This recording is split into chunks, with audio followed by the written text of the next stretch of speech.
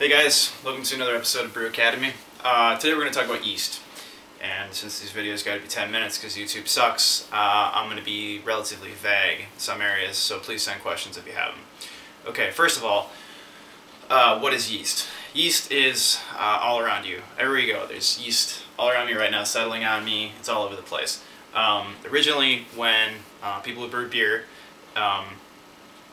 people actually believed that once they put beers together and they would be left out to ferment, that the hand of God would come down and actually touch casks of beer. And they'd bless them, and monks made beer and all that sort of thing, because they believed that there's some sort of divine intervention that actually caused the production of ethyl alcohol, which is what we're getting drunk on, and caused fermentation to happen.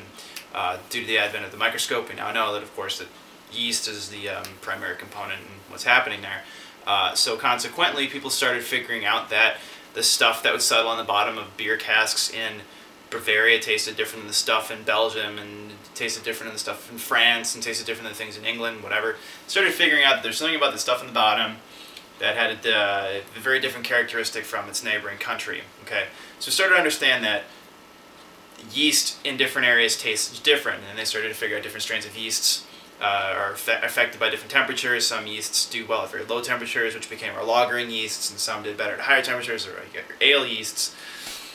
Now, the thing is, yeast mutates, okay? If you were to make a beer and let it wildly ferment in Bavaria, and you brought that yeast to America, and you stressed it out, you got it really, really warm, and then you froze it back down again, and then you gave it like different levels of acidity and put it in different pH solutions, whatever, that yeast is going to start to mutate. It's an organism, okay? If you don't believe in evolution, I'm very sorry. This isn't like a religious thing at all, but the yeast is evolving, okay? That's what's happening, or God's, however you want to look at it, okay? So here's the deal. When you take yeast, you're probably going to get it in a smack pack or in a vial from White Labs or whatever. The pitching rate commercially used for the big companies is astronomically higher than this.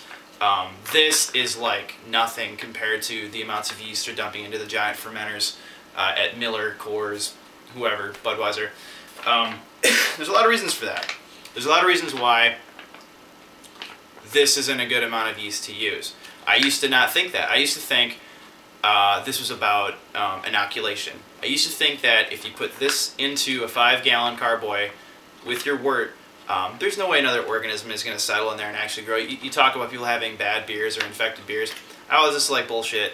If you're using iodophor, everything's clean, you get this in there, no other organism is going to be in there in a significant enough a quantity to grow fast enough to prevent this organism from being the primary organism inoculating your wort. Okay, that's not what it's about, though. That's what I'm really starting to understand now. Having a much larger culture of yeast introduced into your wort is going to do a lot of things. For one thing, you're going to greatly reduce your fermentation time. Okay, for this to reproduce and to effectively attenuate your entire wort is going to take quite a while. You might not see fermentation start significantly for like 2 days, whereas if you made like a half-gallon starter, there's some great videos on making starters. Please don't disregard that. I don't want to cover that because there's so many other people that do such a great job, but very, very simply, a starter is literally just water, maybe some dry malt extract, liquid malt extract. I like to take some extra wort off of my mash tun, okay, after I've collected enough for my boil kettle. With just the thin stuff that's still coming off, you can pour some more water through your grain and get that last bit of sugar out there. That makes a great culture solution.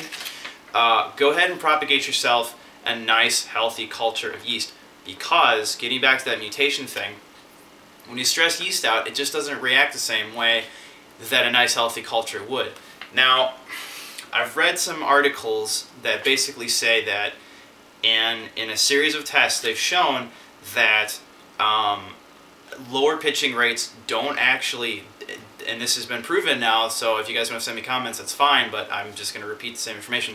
They've proven scientifically that a higher or lower pitching rate does not affect final gravity at all. If you start off with something that was, I don't know, 046 original gravity, however much yeast you put in there, as long as the culture doesn't become infected, will not result in a different final gravity, okay?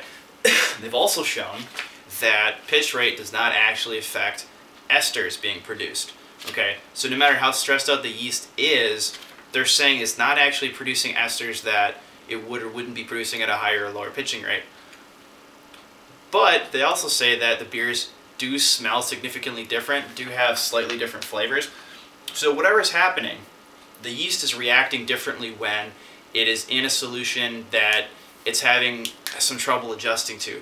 I've seen folks actually put hops into their yeast starters just so the hops are already ready to be in a more acidic environment. That's pretty hardcore. I usually don't have the patience for that sort of thing.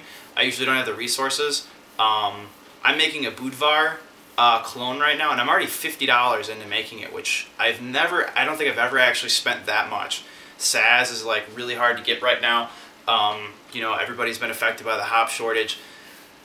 So I'm not really interested in buying any more things that I don't already have to buy. But what I'm saying is you could be extremely thorough in making your starters, and you'd probably end up with a supreme product. If you're into, if you're going to be entering into competitions, if you're trying to take home a gold medal or something like that from a homebrew society or whatever, definitely pull out all the stops. You will notice a difference. So the reason I'm making this video is, specifically this one, is I always thought that the yeast starter thing was about basically just speeding up your fermentation time, and I see a lot of guys that don't use blow-off tubes on their carboys, and they end up with exploding carboys. There's a whole bunch of videos of that on YouTube with guys that got 2 gallons of wort on their ceiling, and I was just like, why the hell would you want to do that when you could just put in one smack pack? There's no chance it's going to have that explosive of fermentation. It ends up working just fine, but the reality is it doesn't work as well. And although the science is there to show that there really isn't a huge inconsistency between high and low pitching rates, why not shave off 4 days of fermentation time? Why not ensure a great culture? And furthermore, thank God, I have the most understanding fiance. If any of my friends are watching this, I mean, Karen rules. But my fridge is full of yeast cultures. I am like a bargain Betty from way back in the day. I cannot stand spending money when I don't have to.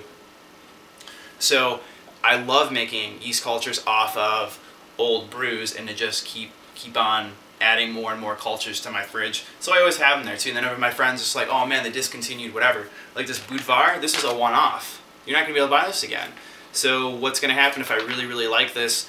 I dump the yeast off the bottom of the carboy down the drain, and then I was just like, man, I really wish I had that around again. Well, then I can open up my fridge and I got another half-gallon starter ready to rock because after making this beer, I had the foresight to make another culture. So do yourself some favor. Really look into yeast propagation, sustaining unavailable yeast. Why yeast has these one-off yeasts that they do every month, and once those are gone, they're gone. They will mutate eventually. You can only do it for so long before it starts to change, but why not get as much of a run out of it as you can? If anybody has any questions, feel free to send them in. And again, a lot of this is very pseudoscientific.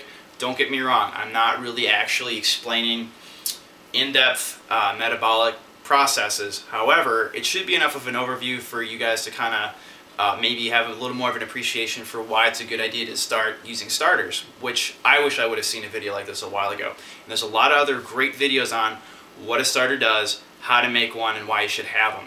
But anyway, just for our page, I hope this covers a lot of maybe unfamiliar territory for a lot of you guys. Thanks for watching, and stay tuned for the next episode. Thanks.